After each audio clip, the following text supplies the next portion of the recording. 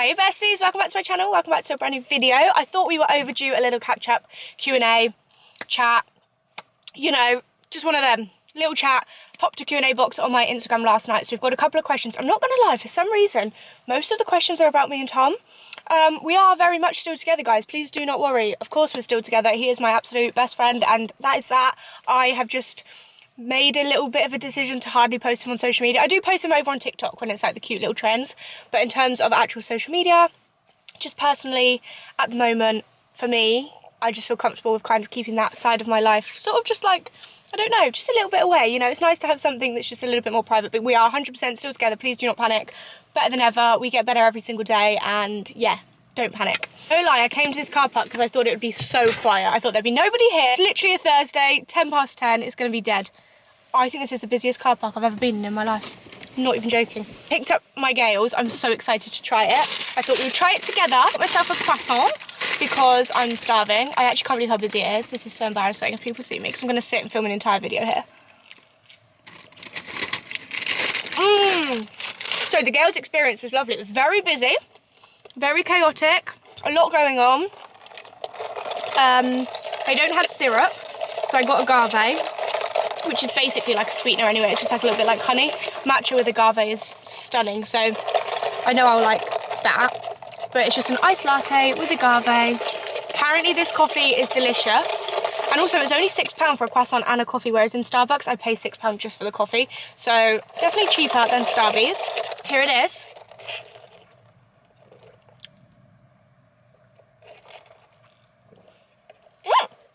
Spread everywhere. What they say is true. That is delicious. Oh, wow. That is absolutely delicious. We may have a new favourite. Over how busy this car park is. Like the fact that people are literally driving past watching me do this is so embarrassing, but I think I'm just going to have to get over it, you know, and just carry on. Also, car seat, sorry about that. It's killing the vibes. It's not looking very pretty. Like there's someone literally pulling up next to me. Oh my God. I'm just going to carry on. I'm literally just going to carry on.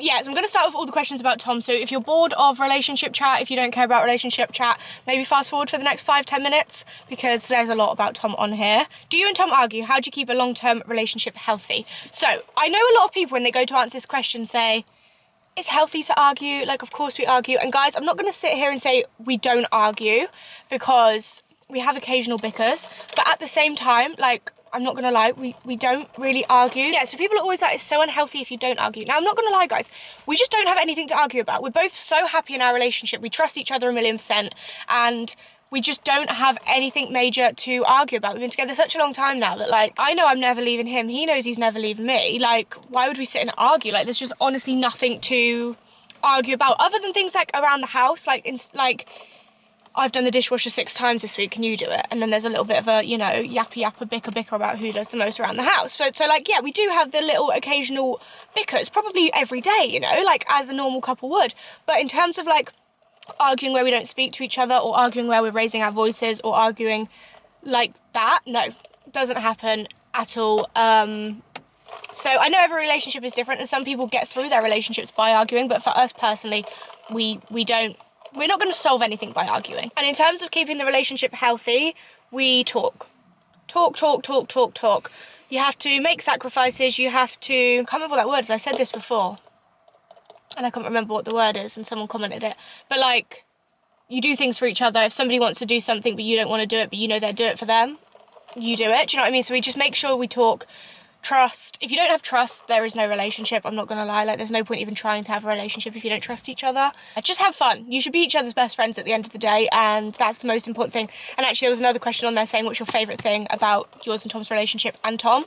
The fact that we are genuinely best friends. Now, I'm not gonna get cringy here, I'm not gonna get deep here, but like, there is nobody in my life like Tom, and I think that is so important, that if you're gonna spend your life with somebody and be that close with somebody and be with them 24/7 and create a future with them and have a family with them and stuff, they have to be your absolute 1,000,000% best friend, and Tom really is mine. And like I said, I do not have anybody in my life like Tom. I don't know anybody like him. He is the kindest person in the entire world. To anybody he meets, he is just so kind. Like, I can guarantee you, anybody that has met Tom, like, he is just such a lovely soul. Like, he doesn't have a bad bone in his body. Don't get me wrong, he leaves his pants everywhere, and he can get a little bit stroppy, and he can be stubborn, and he can, you know, be just a normal human being, but he has got the kindest heart and the biggest like heart ever. And yeah, he is genuinely just my best friend. He's the only person I can like be my complete 1,000,000% self around. Like, nobody has seen me the way Tom has seen me. No one knows me the way Tom knows me. And yeah, as cringy as this sounds, and the fact that I'm even saying this online, honestly, like, nobody to me is like Tom, and nobody will ever compare to him. Like, honestly, he has my whole entire heart and soul and everything. Like, I just love that boy so much. So yeah, I think my favourite thing about our relationship is that genuinely, if the world crashed down, obviously I need my family more than anything. Like, I couldn't live without my family.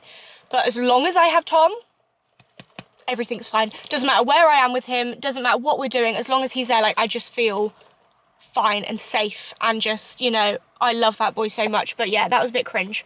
That's my favourite thing about our relationship. Did you always know you'd be with your boyfriend for a long time from the moment you met? No. I've spoken about this a lot of times on my social media before, but when we first got together, it was quite a weird situation. I'm not going to go into it again because I have spoken about it many times on my channel. From my experience in the past relationship, it was very different, like very, very different.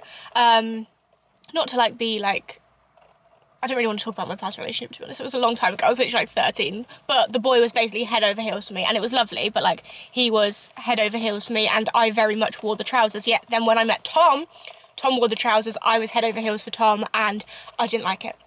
The way that like the relationship had flipped from my point of view, honestly, no, I hated it. I did not think we'd last. I actually had so many like, woo, but I'd say after about a year, once I'd got over those insecurities of the fact that he got attention and stuff like that, it was a lovely relationship. And I feel like our relationship has always been very 50-50. Like, it's never been one-sided.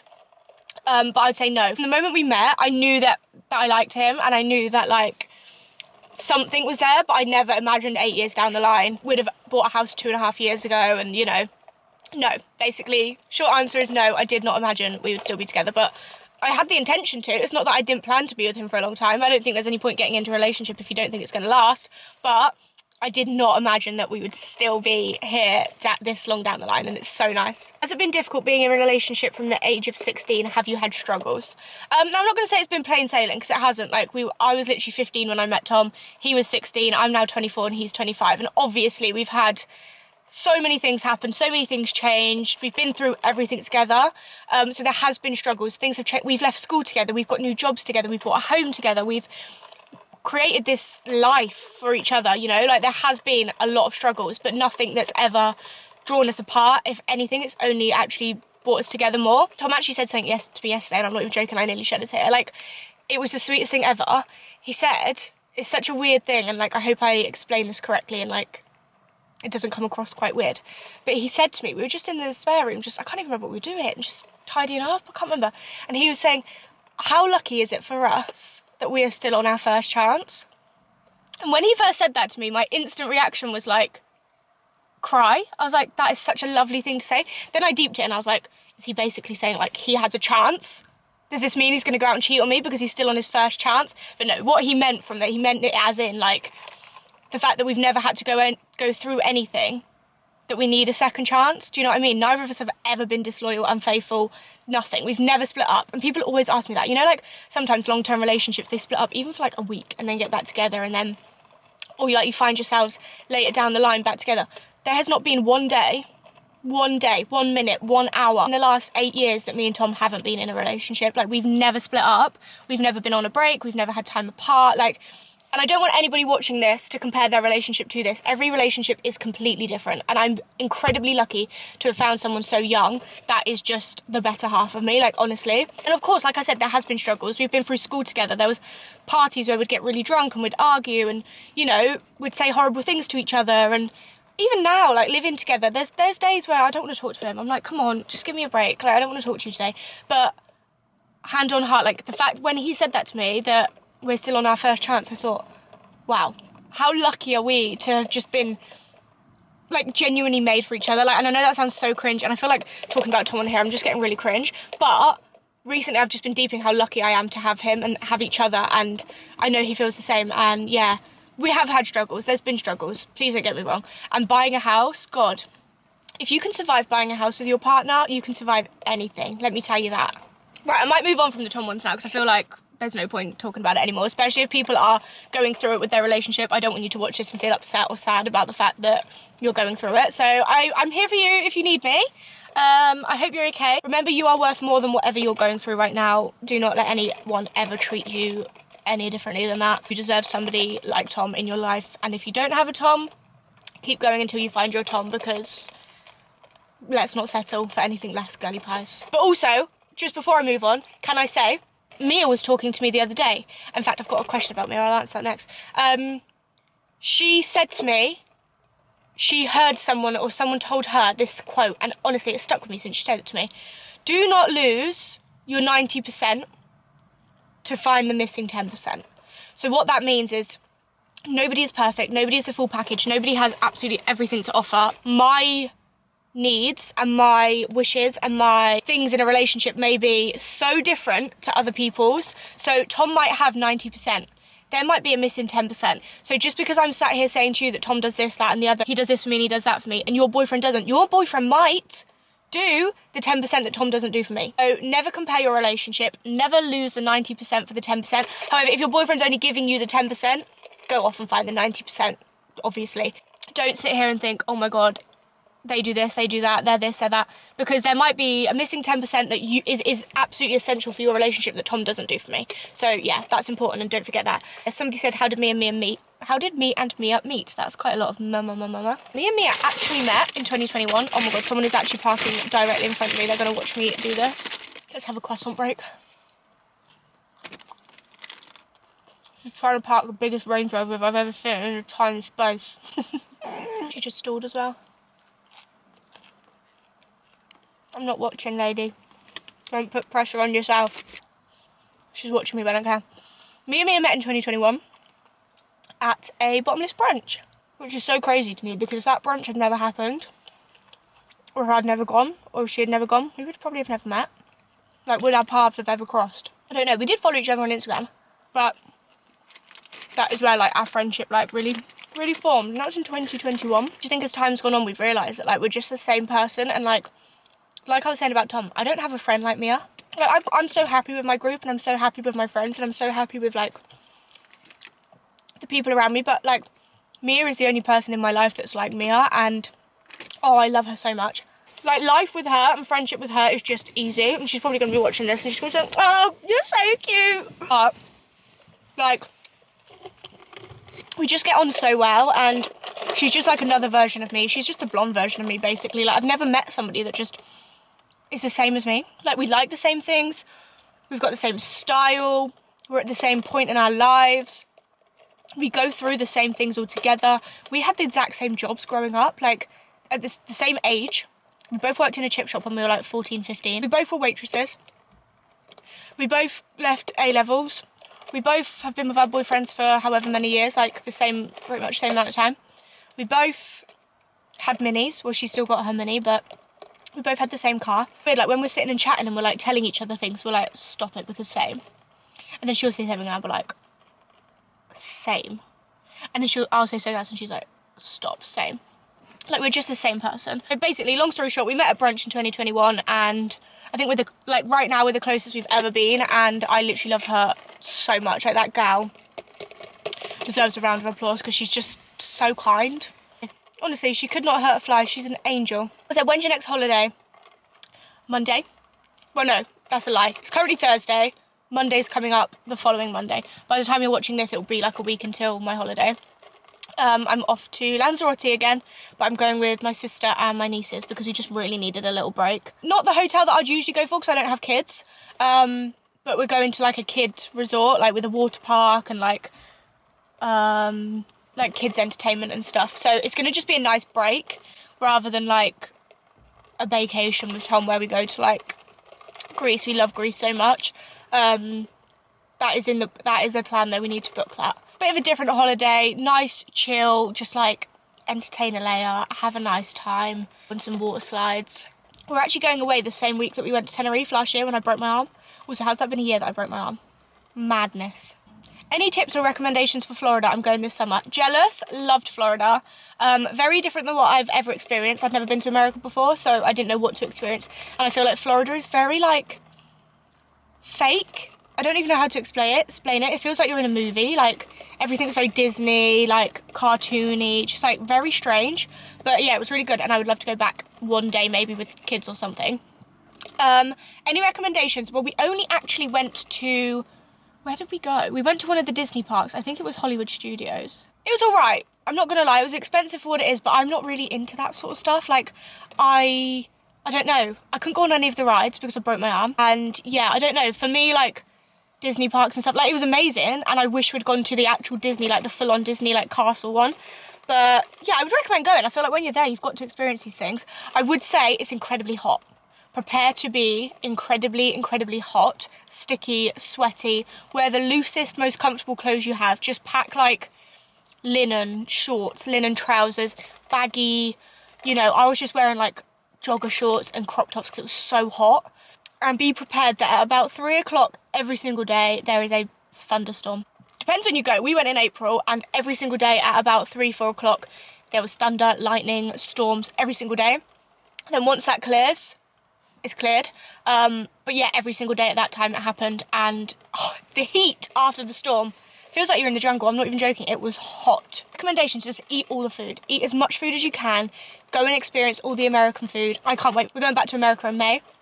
Going to New York, and I can't wait to eat American food again. I literally cannot wait. Crazy though, we're supposed to be in Australia. Imagine if we were still going to Australia. Next week we'd be going. Kind of gutted about it, but I'm very excited for New York. What's your makeup routine? I love it, so natural. My makeup routine does change quite a lot. If you want an updated routine, let me know. But I do have a couple of videos on my channel and on my TikTok and stuff of my makeup routine. But yeah, it does change quite often. Skin tints over foundations, unless you're going to use the Chroma Cover foundation from Be Perfect Cosmetics. Go for a skin tint. Little bit of cream bronzer, little bit of blush, everything cream, everything liquid, gloss, brown mascara, things like that. Just make it look a little bit more natural and soft. And yeah, that is my sort of go-to. Redrawing on your moles. I don't know, it just makes everything look a little bit more natural. Any advice after moving into a new build, dealing with bills, and any other advice on that? I actually feel like I might do an updated Q&A about buying a house. So if anybody is interested in that, please let me know down below, because I feel like a lot of the questions I get are about buying a house, and now I've been in the house 2.5 years and we've redone our mortgage. I feel like I've got more experience in it and more, like, knowledge of what to do, what not to do, and stuff like that. So if anybody is interested in an updated house buying Q&A, please let me know. Advice for moving into a new build. I mean, our new build's been perfect. There was somebody in it before us, so we weren't like the first people in the house, which I think has been quite beneficial. But we've had not one problem. The only thing I'd say is it's built quite badly, so like the walls do tend to crack quite a lot. They've not like fallen down, but like there's just a lot of cracks in walls and like plaster and stuff. But I think you get that with any house, because when I lived at home in my mum's house, I remember my bedroom had loads of cracks in it, and she used to tell me that the spiders used to crawl through those cracks and stuff. So yeah, I think that's just wear and tear on a house. Dealing with bills, we have had a joint bank account for, God, 6 years. I'd say we probably opened our bank account when we were about 18 or 19, and we started paying into that before we even started saving for a house, just so that we were used to like sharing money and splitting things and sharing things and stuff like that. Obviously, if you're moving out on your own, you don't need to do that. But budget, we have a set amount every single month that we both put into the joint account, and that covers our bills and then some, so that we've got a little bit left over. We're not savers, we don't save. Our joint account purely is just for bills, eating out, you know, things for the house. We try and save it for holidays, doesn't work, so holidays just come out of our normal bank accounts. But yeah, budget yourself, but add some. So say your bills come to £1,000 a month, add an extra 200 onto that, just so that you've always got something to push you over if you need it. You feel pressured to keep up with people around your age, like have babies, getting engaged, etc. No. I think sometimes I forget that I'm only 24, and if you'd told me when I was 20, what do you think your life's going to be like when you're 24? Not like this. I honestly thought I'd be married by now and have a baby and probably be pregnant with my second child. I'm not going to lie. But sometimes life doesn't work out that way, and that is okay. And like, as much as I'm so excited for that part of my life, I'm sort of just enjoying the fact that I'm not at that stage of my life yet. Like, I can't wait for it, but just enjoying the moment. And I feel like there's no pressure. Like, everybody does life differently. You've got to remember that. Like, I bought a house at 21 years old. Like, some people I know, well, a lot of people I know still haven't moved out or still got a place or aren't ready for that. Like, and there's nothing wrong with that. Like, my sister's 32 and she still lives at my mum's house, and there is absolutely nothing wrong with that whatsoever. But then I've got friends who had babies at 20, which again, nothing wrong with that. So I feel like it's just really important to not feel pressured and not worry. Like, everybody's time will come. It just comes at different stages.